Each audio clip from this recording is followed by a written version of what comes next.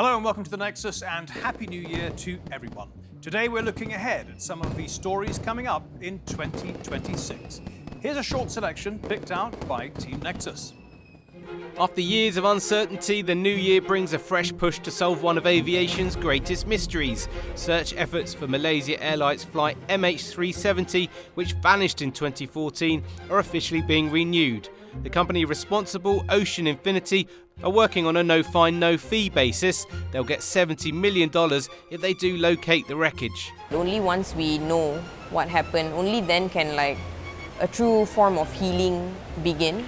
Later this month, the global elite gather in the Swiss Alps once again for the annual and ever-controversial World Economic Forum in Davos. This year's theme, A Spirit of Dialogue, comes amid serious global tensions. We have to rebuild trust. The agenda of Klaus Schwab and the World Economic Forum is the same as the agenda of Tony Blair. They call it the Great Reset. One of the world's most popular social media platforms, X, turns 20. The site, formerly known as Twitter, has shaped politics, the media and global debate.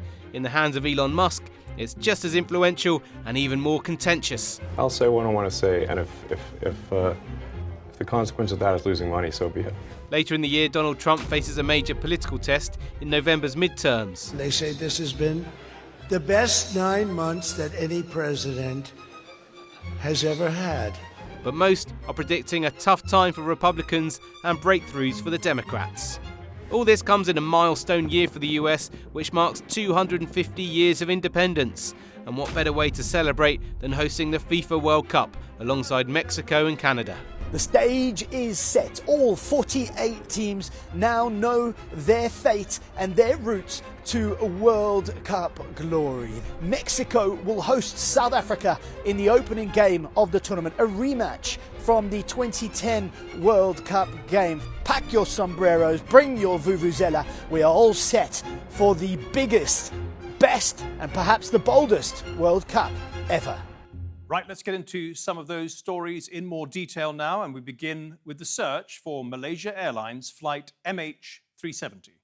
Marine robotics company Ocean Infinity are leading the search for the missing plane under a no-find, no-fee basis. If they do find it, they'll be paid $70 million by the Malaysian government.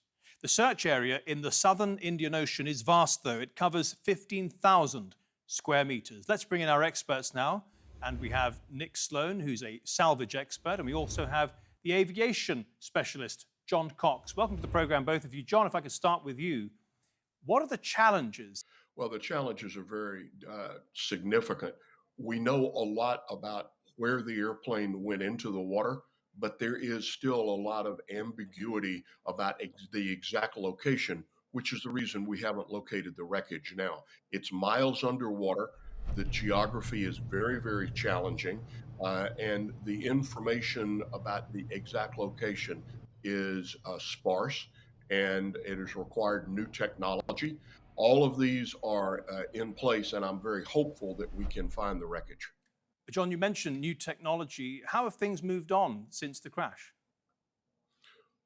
The satellite manufacturer was able to fairly closely position within a few hundred square miles, the position of the aircraft.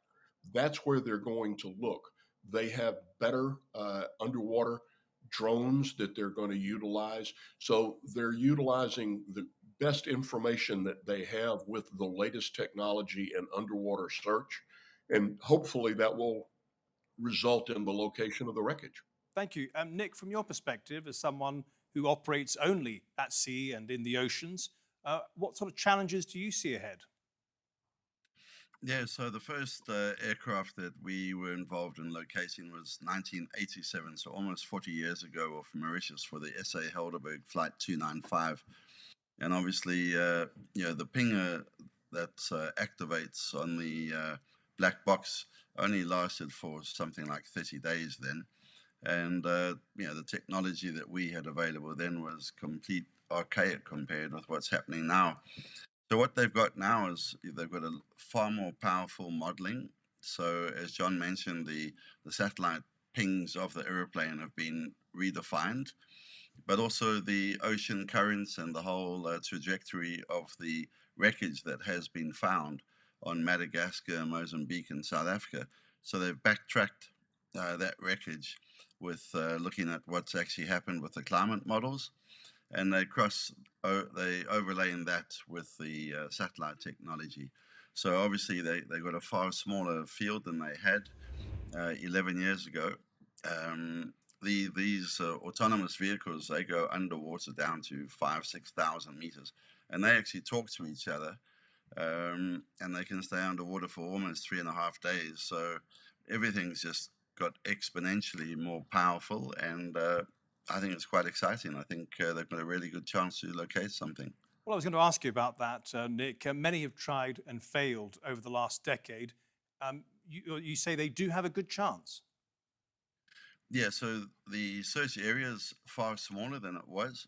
Initially, you had the Fugro search, and that took the first 2 years. Then you had Ocean Infinity 1, and they used the autonomous vehicles to actually talk to each other, and they covered almost a similar type of search area, but in a fraction of the time. And then, of course, since then, all of the debris that's washed up, they've managed to backtrack the currents and the oceanography data. And now, of course, with the satellites positioning improved, everything's coming together. So it's even though it's a large area, it's a far smaller area than what they were looking at 11 years ago. Understood. John, how important to the future of aviation safety is it to find this plane? Well, aviation does not like mysteries.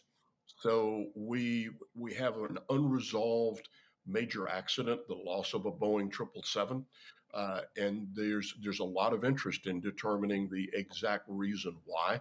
There is a lot of circumstantial evidence as to the cause of the accident, but until we can read the recorders and determine definitively, there's always this open question.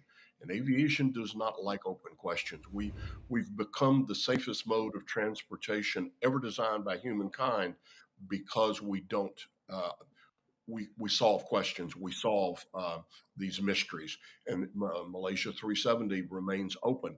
And I think this is it will be a step forward in aviation safety to determine conclusively what happened in this tragedy. Conclusively, yes, but what is the leading argument right now for the likely cause? The general consensus is that this was a deliberate act by the captain.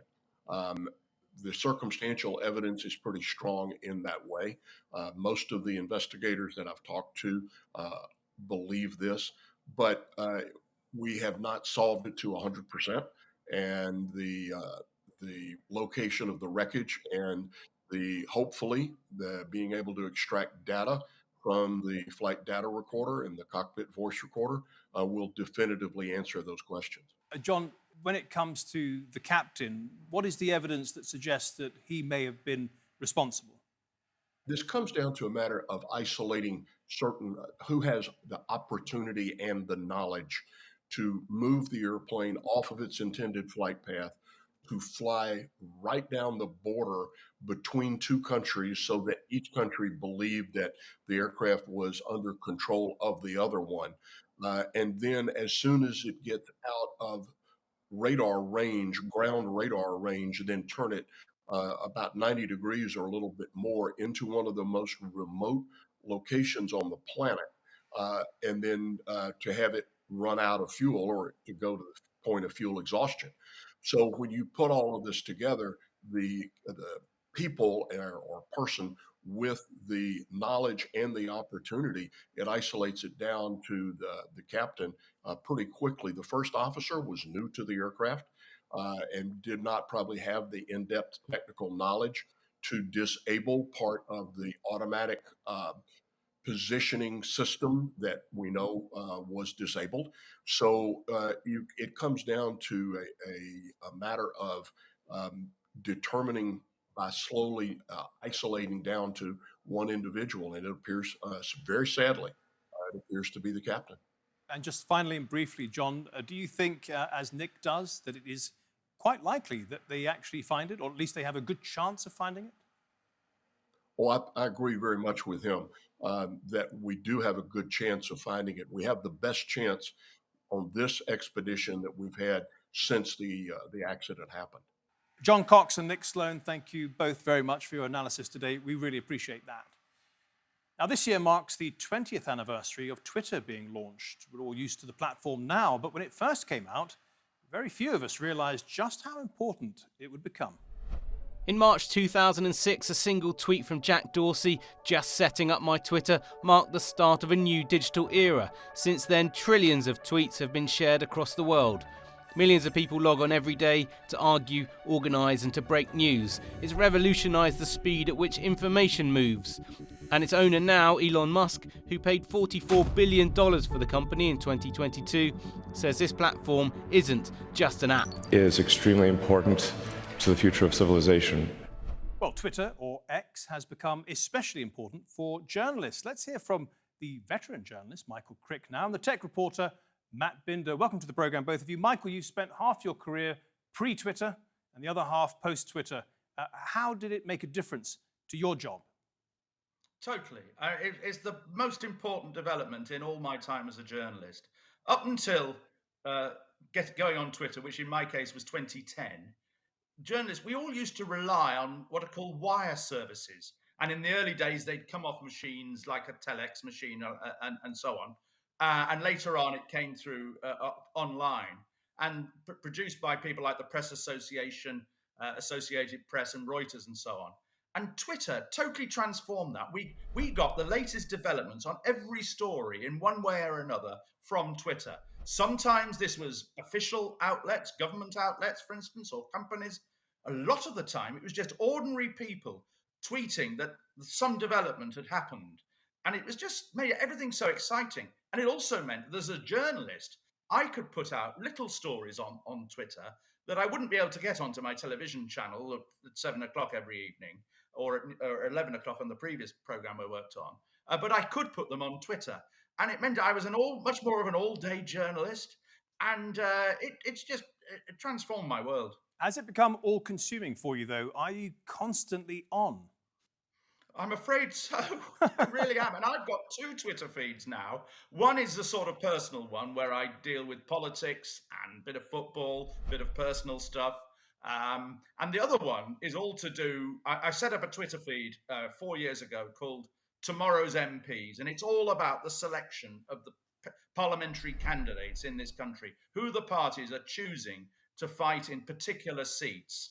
And it really took off in a matter of days. It was astonishing. And then people started feeding in all sorts of information.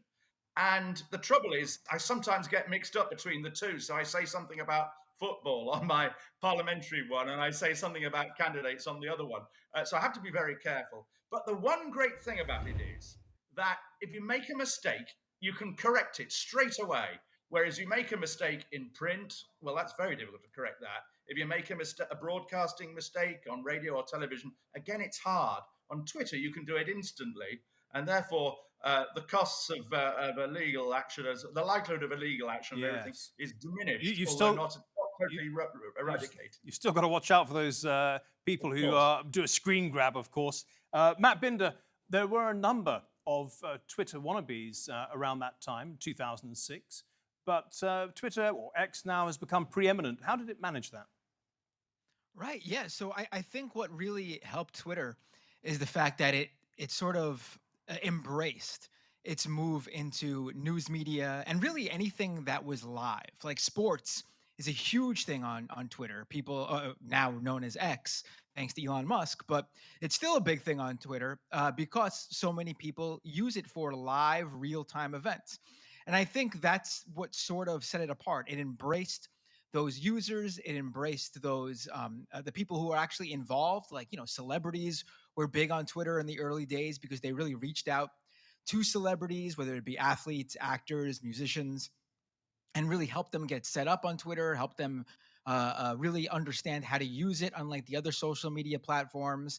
And the fact that you could really own your entire space on Twitter set it apart. You know, on Facebook, really anyone could come in and comment on your posts. On Instagram, same thing. On Twitter, you could really, at the time at least, you could really choose who interacted with your content in a way that those other companies hadn't really set up for it yet. I mean, now they all sort of embrace the idea of, privacy or, blocking certain users due to harassment.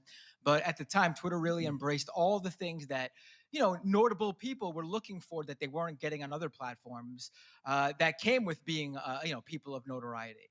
Michael, Matt Binder there mentioning the change of ownership. I'm just wondering if it has changed also its usefulness as a tool for journalists. What worries me about the change of ownership is that it's become more right-wing. In the old days, it was sort of politically balanced. It was great. Everybody was there. And now people on the left tend to avoid Twitter. They not all of them by any means, but some of them have gone to Blue Sky, and there seem to be more people on the right, more extreme people on the right, and people talking in an unpleasant and aggressive and a manner, and people that frankly a lot of the time I block if they're being really rude and abusive, and that worries me. And I've got this dilemma when it comes to my one about my Twitter feed about parliamentary candidates, because that's meant to be totally neutral, impartial, not one way or the other. And I sort of feel that my left-wing followers that I used to have who left to go to Blue Sky, I feel I'm not keeping them informed. And I'm thinking, well, shall I go to Blue Sky as well? But that is a sort of, in itself, a political statement. But if I don't go to Blue Sky, that is also a political statement on my part. And so but apparently you can do both, but I haven't worked out how you do it yet. Yeah, it's a great advert for Blue Sky, but it's not really taking off, is it, Matt? That's the thing. As much as the left want their own version of Twitter, where are they now? Right. So I would say Blue Sky has been successful in creating a community. Like the old days of early internet where you would have message boards and forums, Blue Sky has replicated that really well for its followers. But it has yet to become what X or Twitter have become in terms of a sort of mainstream social media or news platform. And why do you think that is, Matt? And why do you think that is? Sure. I think one of the main things is that Twitter has been around for a long time. It has established a large user base of hundreds of millions of people. And those people have their histories on there, their followers on there. A lot of people worked hard to build their Twitter account. And it's hard to just leave that behind for people who do this professionally, because it's like starting from square one, starting completely all over again. And a lot of people are sort of, don't want to do that really. And it makes sense. But at the same time, though, Twitter is also established with a lot of these companies and news organizations, so they're still primarily using Twitter as their main feed to disseminate information. Now, it's changing a bit. There's been a lot of companies and a lot of people and a lot of news organizations that have shut off their Twitter account, but not enough. Well, not enough for you, Matt, but thanks very much for your contributions to Nexus today, and also to you, Michael. Really appreciate it. Our final story now, and 2026 is a crucial year for America. I'm not talking about the 250th anniversary of its independence from Britain, which it celebrates every year on July the 4th. I'm talking about a different battle, a political battle called the midterms. Elections that will decide who controls Congress and a number of gubernatorial races, including in Florida. Let's bring in our panel, Angie Wong and David Schuster. So Angie Wong represents the Republicans and David will represent the Democrats. Angie, just explain for our international audience why the midterms are so important, especially from President Trump's perspective. Well, President Trump has a great presidency, and he wants all 4 years of it without interruptions. So he needs to have the midterms go in the favor of the Republicans for him to pass through all the America First agendas that he has on the plate. He's already pushed through a lot in the first 11 months of his presidency. He wants to get the rest through without any sort of clogs or speed bumps from either houses, whether it be the House of Congress or Senate. So he needs to ensure that there are winners on both sides in order to get his agenda through. David, do you think the Democrats will take the House? And if they do, what kind of mischief will they get up to? How will they want to frustrate the president? Well, keep in mind, whoever controls the House or the Senate, for that matter, you control the legislative calendar. So, and you also get to decide what comes to the floor for a vote or not. So, to Angie's point, if the Democrats control the House, they can essentially stymie all of Donald Trump's initiatives, and they can start doing things like, say, impeachment. And there's already a lot of Democrats who think Donald Trump has broken the law. He's committed high crimes or misdemeanors. So they can start having impeachment hearings and put their fellow lawmakers in the Republican Party on the record as to, do you support X or Y or Z going into the midterm? So they really get an opportunity with that, and with their oversight. They also would have oversight power to put all sorts of Trump administration officials under oath and do investigations. They would have an opportunity to frame the 2026 issues and elections on the Democratic agenda as opposed to the Republicans. Angie, is that a fear for your side? And that David's absolutely right. And it is a fear, because what we're scared of is that immediately they're going to try to impeach Trump again for a third time. And President Trump understands this. And he understands that, there's a lot of gamesmanship with all this. But right now, we're looking pretty good. I mean, we just won a very big decision from our Supreme Court in Texas, an emergency ruling that allows Texas to redistrict. So we're looking to gain at least 5 seats there. Here in my home state of Florida, we're looking at another 3 to 5 seats when we do our redistricting, and there are other states as well. So if we get this right, and the midterms are just around the corner, we may gain up to 10 to 15 seats, and that will ensure that there's going to be a Republican rule in the House as well as the Senate. Angie, you're gifted with a very mellifluous voice, and so when you say redistricting in that benign way, it sounds great. Are you talking about gerrymandering and vote rigging? Well, it's not vote rigging at all. See, Democrats have been redistricting their maps for decades. Republicans are very late to the game. We have not been able to do this. Here's the problem with Democrats. They've squeezed every single seat they possibly can out of every single state that they possibly can. Republicans coming in at this quite late. We still have states where we can, as you call, gerrymander. And I think that's exactly what's happening now. We're seeing it in Indiana. We're seeing it in North Carolina. We're going to gain little seats, 1, 2 here and there through various states, and that's going to make sure that President Trump doesn't have just a slim, razor-thin margin in the House, but we're going to have hopefully plus 5 seats. That way, we can ensure a lot of these bills get through. Go for it, David. Angie, if the Republicans do manage to pick up 10 to 15 seats in the U.S. House, and I appreciate your incredible optimism, it's also delusional. If that actually happens, though, I will come back on this very show with you, and I will eat my shoes. Not like clean shoes. I will eat the dirtiest sneakers I have. There's no way the Republicans are going to pick up 10 to 15 seats in the House. They'll be lucky if they maintain control of the House, in part because you mentioned, for example, Indiana. The effort to try to redistrict in Indiana has been stymied in part by a couple of Republicans who are so angry at Donald Trump, they don't want to go along with his redistricting effort. The fact of the matter is there are Republicans who are currently trying to distance themselves from Donald Trump because they fear that he's going to bring them down and cause an election wipeout in 2026. Well, look, I think even the Cook's report has us up by 3 to 5 seats, which is very, very conservative, right? And I know, again, here in Florida, we're going to get that map passed. In fact, it's going to be part of the next session when our state legislature goes back into session next month. So that's already happening. And again, we can squeeze at least 5 seats here in Florida alone. Texas, another 5 seats. I'm counting 10. That's my math. Can we take a quick look at the gubernatorial races, David? Which ones are you keeping an eye on? Well, look, I think there are a couple of gubernatorial races. California is always going to be interesting, not so much because Republicans have a chance, but it sort of determines which direction Democrats want to go. It's a Democratic state. I think there's some other gubernatorial elections, Michigan, for example, where these are traditionally purple states or states that generally can go either way. But for the last several election cycles, at least at the state level, Democrats have done really well. In Michigan, for example, in the last election, they won the governorship, they won the Secretary of State. So I think to a certain extent, if in fact Democrats are able to keep these winning streaks going at the state level, it will underscore that this isn't just a national wave, a national movement towards Democrats, but they're feeling it on the local and state level as well. And Angie, just a final answer. Florida is going to get a new governor. Out goes Ron DeSantis, or whatever his name is. And who are you going to get? Who's your favorite?